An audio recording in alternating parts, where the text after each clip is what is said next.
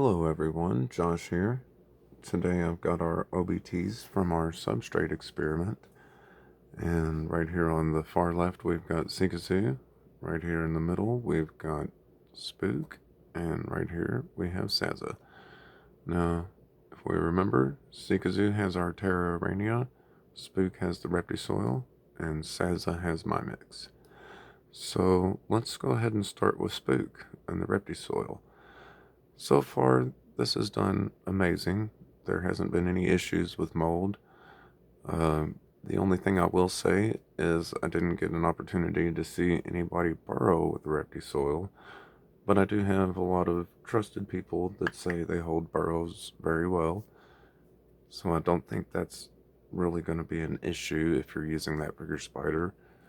And I would honestly say that this is kind of like a plug and play kind of deal, take it out of the bag, put it in the enclosure, get your stuff set up and hides and water dish, you're good to go. So, with that said, I definitely recommend Reptisoil. And the next one we'll move on to is Terra Arania.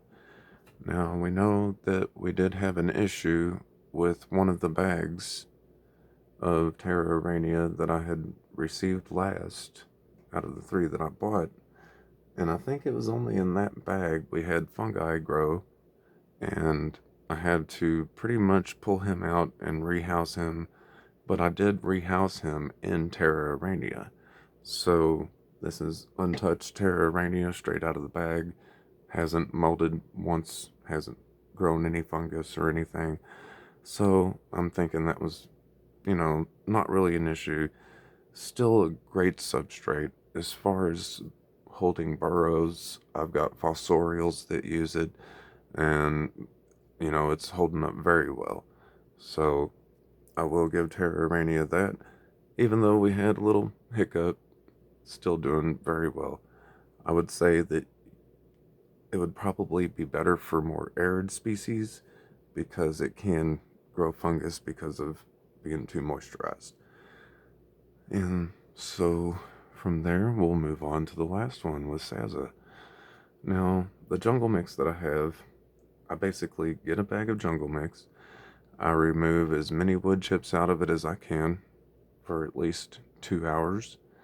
And I know that seems like a lot, but the jungle mix itself I found to be the most resistant to mold and fungus, and that's because it's mostly peat and Douglas fir and just very, very mold resistant.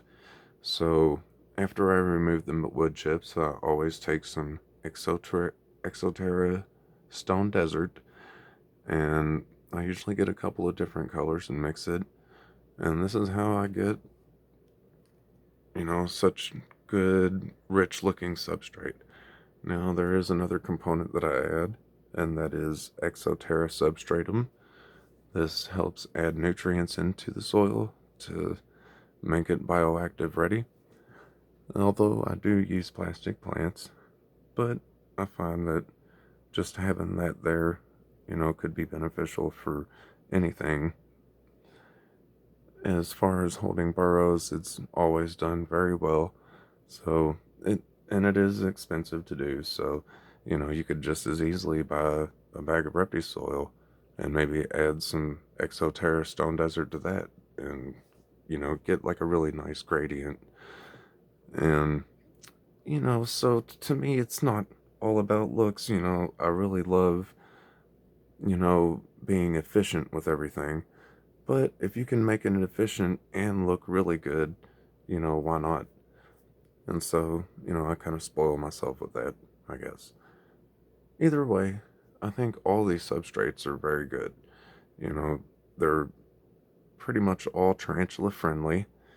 With the jungle mix, you just got to keep in mind, if you're going to use straight up jungle mix, I would use it for something like pink toes, tree spiders. If you're going to use it for a fossorial or a burrowing spider, you'll want to add a clay base to it. And the Exoterra Stone Desert gives like an excellent clay and sand base to the whole, shebang.